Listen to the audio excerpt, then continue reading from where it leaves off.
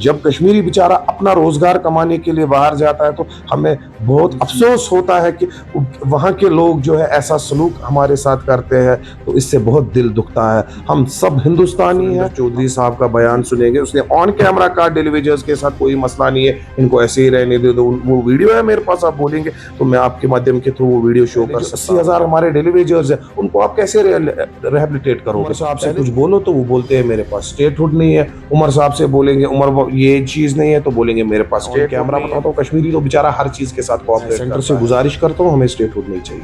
Statehood का मकसद है भाई मेरे, हमें पुलिस चाहिए। आदाब नाज़रीन, आप जुड़ चुके हैं जेके मेल के साथ में। मैं हूं शुआब अकाल। आज हमारे साथ में जो शख्सियत मौजूद हैं उनका नाम अबरार अहमद भट्ट है, जो स्टेट जनरल सेक्रेटरी और ऑफिशियल स्पोक्स पर्सन है JNK यूटी JDU पार्टी के। और हम इनसे बात करेंगे, बजट सेशन चल रहा है उस बारे में बात करेंगे, बजट जो दिया गया है JNK को उस बारे में बात होगी, और साथ ही साथ में जो JDU पार्टी है वो कहाँ पर अभी क्या काम कर रही है उस बारे में भी इनसे बात करेंगे। सर, सबसे पहले शुक्रिया हमसे बात करने के लिए। शुक्रिया आपका भी बहुत बहुत। सर, हालिया दिनों में जो बजट पेश किया गया और इसमें जो है 2000 करोड़ जो है ज्यादा दिए गए हैं, 43,250 करोड़ जो है JNK को दिए गए हैं, तो कैसे देखते हैं इस चीज को? देखिए, ये सबसे बड़ी अच्छी बात है जो बजट में इस टाइम ये इजाफा हो गया, इतना बढ़ा दिया गया जम्मू कश्मीर के लिए। ये सबसे अच्छा इनिशिएटिव है सेंट्रल गवर्नमेंट की तरफ से, इसमें हम अप्रिशिएट करते हैं गवर्नमेंट ऑफ इंडिया को। लेकिन अब जो ये बजट यहाँ पे आ गया, हमें पूरा भरोसा है LG साहब पे भी और उमर साहब पे भी कि ये जो बजट यहाँ पे आएगा, इससे जो यहाँ के हमारे नौजवान हैं जिन भी अनएम्प्लॉयमेंट है, ख़ुसूसन जो यहाँ पे आप देख रहे हैं लोग कितना सफ़र कर रहे हैं बिलो पॉवर्टी लाइन के जो लोग हैं, तो अब मेरी गुजारिश यही इनसे रहेगी कि ये जो बजट आ गया ये यूटिलाइज थोड़ा अच्छे तरीके से होना चाहिए। जैसे पिछली बार भी अब इन्होंने बोला था कि हम 200 यूनिट्स फ्री देंगे, तो लोगों को काफ़ी ख्वाब दिखाए। अब इस बार भी अगर ये वो ख्वाब दिखाएंगे तो फिर अलग सी बात है, फिर फंड्स भी ये लैप्स हो जाएंगे तो इनका कोई फायदा नहीं मिलेगा। तो मैं कहता हूं अगर सेंट्रल गवर्नमेंट ने हमें ये फायदा दिया है तो इस फायदे का हमें मौका मिलेगा यहाँ पे, तो हमें इसका फायदा उठाना चाहिए था। ये इसमें प्रेजेंटली जो गवर्नमेंट है उमर अब्दुल्ला, मैं उनसे गुजारिश करता हूँ कि ये जो इस टाइम आपको बजट दिया गया है इसका इस्तेमाल सोच समझ के किया जाए। तो आपके कहने का मतलब है कि डेवलपमेंट वर्क्स जो है यहाँ पर होने चाहिए। कल हमने हेल्थ और एजुकेशन की जो मिनिस्टर हैं सकीना यत्तू, जब उनका हमने इंटरव्यू देखा, वो कहीं ना कहीं नाराज, उनका मानना था कि हेल्थ केयर और एजुकेशन सिस्टम जो है उसके लिए कुछ खास रखा नहीं गया है, तो क्या कहेंगे आप? देखिए, उसमें भी बातचीत चल रही होगी, तो उसमें जो वो हेल्थ का तो बड़ा इम्पोर्टेंट रोल रहता है यहाँ पे। ऑलरेडी आप देख रहे हैं हेल्थ इश्यूज यहाँ पे होते हैं, खासकर जो विंटर का सेशन यहाँ पे होता है, तो हेल्थ की प्रायोरिटी फर्स्ट होनी चाहिए, ये यहाँ तक हमें भी कहना है। तो इसमें हम देख लेंगे तो कोई मसला नहीं है। सेंटर में भी बातचीत चल रही होगी इस बारे में, जो भी उन्होंने वहाँ पे डिसीजन लिया होगा वो सोच समझ के लिया गया होगा। और अब जो है अमित शाह का दौरा भी होने वाला है, और यहाँ पर जो है डेवलपमेंट वर्क्स उन पे नजर रहेगी उनकी, यहाँ के लीडर से वो बातचीत करेंगे, तो कैसे देखते हैं इस दौरे को आप?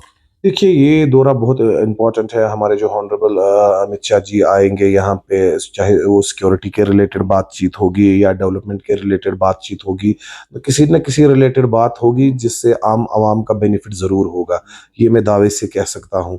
तो हमें उनका वेलकम करेंगे हम दिल की उम्मीद गहराइयों से।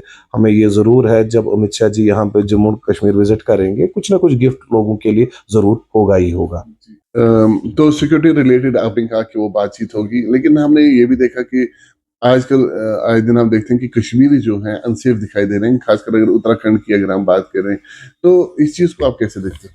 देखिए, परसों भी मेरी बात हुई वहाँ पे उत्तराखंड के DCP साहब से मैंने बात की फ़ोन पे। तो जब ऐसे इंसिडेंट्स हमने फेसबुक पे देखे, वायरल पोस्ट जो हो रहे हैं, तो इसमें मैं वहाँ की गवर्नमेंट से रिक्वेस्ट करता हूँ कि इन बंदूकों पे, देखिए ये जो हिंदू मुस्लिम तज़ाद है ये बड़ा प्रोवोकेशन इससे होती है।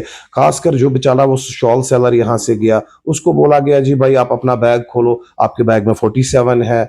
तो बार बार कश्मीरी को क्यों टारगेट किया जाता है, ये मुझे खुद समझ में नहीं आ रहा है। हालांकि हमारे ऑनरेबल अमित शाह जी ने भी कहा था पिछली बार कि किसी कश्मीरी को नहीं सताया जाएगा, लेकिन मैं उत्तराखंड गवर्नमेंट से हैंडफुल रिक्वेस्ट करता हूं कि आप ऐसी नाशाइस्तगी को सेलिब्रेट ना करें, इन पे आप कड़ी एक्शन ले लीजिए। अगर कोई बाहर का यहाँ पे हमारा टूरिस्ट भाई आता है या कोई वर्कर आता है काम करने के लिए, कारपेंटर हो, पेंटर हो, कोई भी, उसको यहाँ पे इतनी अच्छी तरीके से प्यार से रखा जाता है, उसके अब घर पे बिठाते हैं, उसको चाय पिलाते हैं।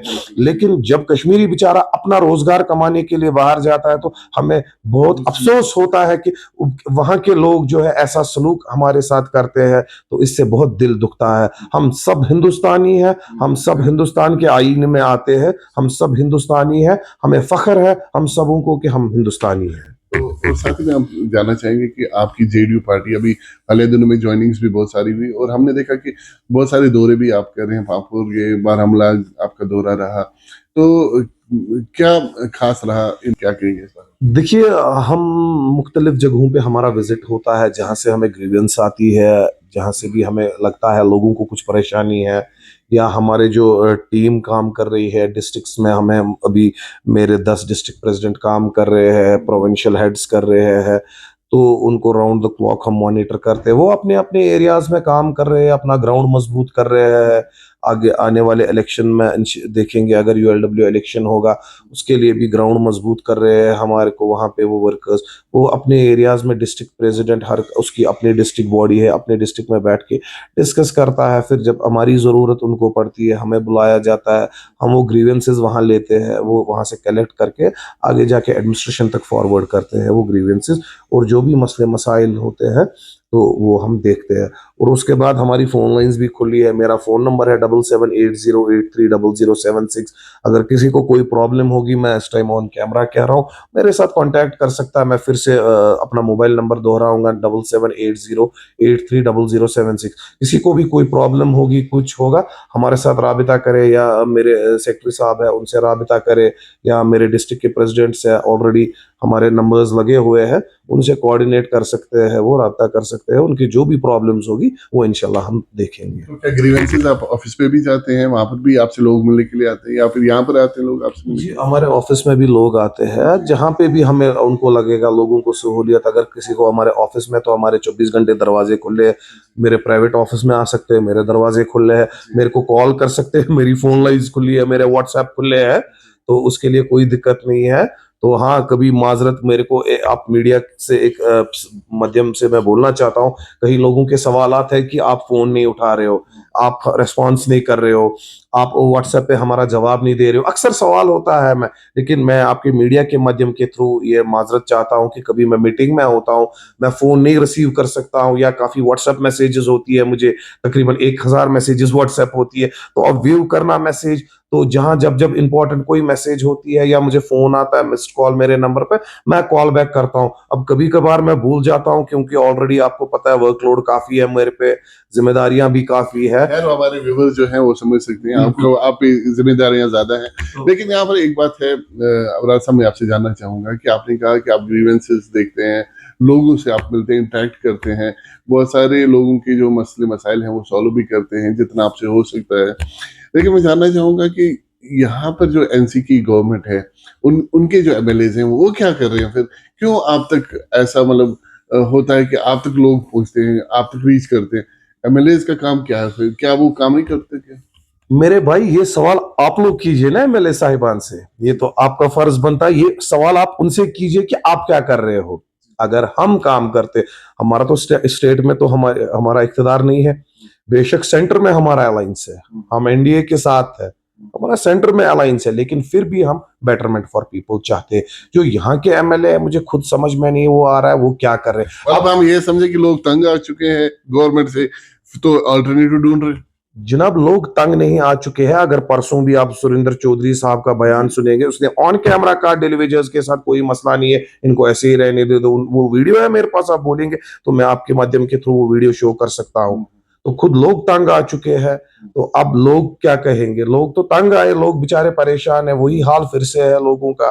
अब इस बार लोगों को उम्मीद थी। डेली वेजर्स के लिए क्या कहेंगे? आपने डेली वेजर्स की बात की। देखिए, डेली वेजर्स के लिए तो हम चलाते हैं, हमारे 80,000 डेली वेजर्स है यहाँ पे। हम तो कहते हैं, इन्होंने जब देखिए इनका जब मैनिफेस्टो था, इनके मैनिफेस्टो में तब भी था कि हम 1 लाख नौकरियां देंगे। मैंने तब भी आवाज उठाई, भाई हमें 1 लाख नौकरियां नहीं चाहिए। पहले पहले जो हमारे डेली वेजर्स है उनको रेगुलराइज कीजिए, तो बाद में नौकरियों का देख लीजिए। पहले जो 80,000 हमारे डेली वेजर्स है उनको आप कैसे रिहेबिलिटेट करोगे, पहले वो देखिए। मैंने उस टाइम भी इनको कहा था, लेकिन अब हम तो ज्यादा बोल नहीं सकते, और अब लोगों ने इनको चुना है, तो अब लोग भी सफर कर रहे हैं, लोग आए रोज हम देखते हैं प्रोटेस्ट अभी हो रहे हैं, आंगनवाड़ी वर्कर्स वो भी परसों प्रोटेस्ट कर रहे थे, तो प्रोटेस्ट हर दिन हो रहे हैं। जनाब। वो तो हर दिन होगा ना प्रोटेस्ट, जब लोगों के काम नहीं हुए तो प्रोटेस्ट तो होगा ही ना मेरे भाई, वो तो होगा ही, उसमें तो कुछ नहीं है। जब किसी का काम ही नहीं हुआ, अब कुछ उमर साहब से कुछ बोलो तो वो बोलते हैं मेरे पास स्टेटहुड नहीं है। उमर साहब से बोलेंगे उमर ये चीज नहीं है, तो बोलेंगे मेरे पास स्टेटहुड नहीं है।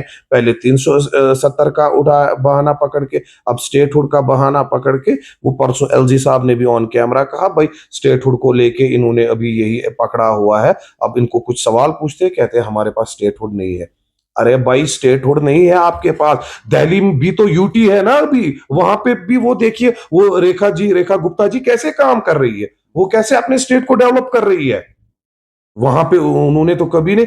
आप तो स्टेटहुड मांग रहे हो, आपके कुछ डिपार्टमेंट्स तो जो है, हमारे पास होम डिपार्टमेंट है और कुछ नहीं है हमारे पास। हमारे पास होम डिपार्टमेंट है, पुलिस हमारे पास है, सेंटर के पास है पुलिस, लेकिन बाकी डिपार्टमेंट्स जो है वो तो सीएम साहब के पास है ना। वो तो उसमें तो सीएम साहब देख सकते हैं, उसमें तो ये प्रपोजल बनाएंगे, सेंटर में भेज देंगे, जहां से वो सेंटर में से प्रपोजल आ जाएगा वो कर लेंगे। लेकिन स्टेप तो उठाना है ना, मेरे कहने का मतलब वही है, स्टेप तो इनको उठाना है।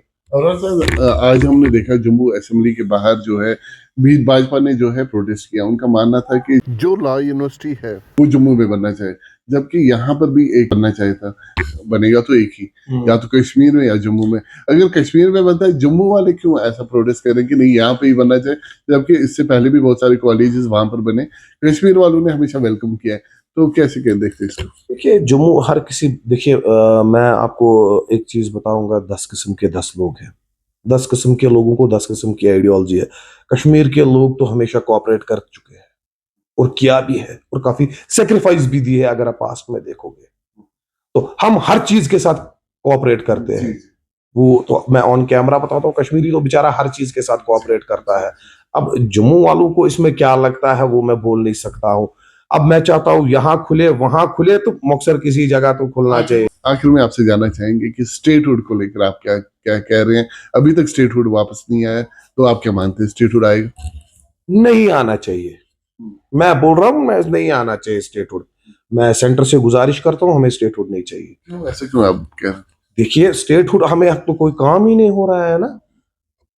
आप मुझे एक चीज बताइए, जब यहाँ पे गवर्नर साहब का चार्ज था तब तो सब काम प्रॉपरली हो रहे थे, तब तो कोई स्टेटहुड नहीं हमारे पास था ना, तब तो अच्छे से सब काम हो रहे थे।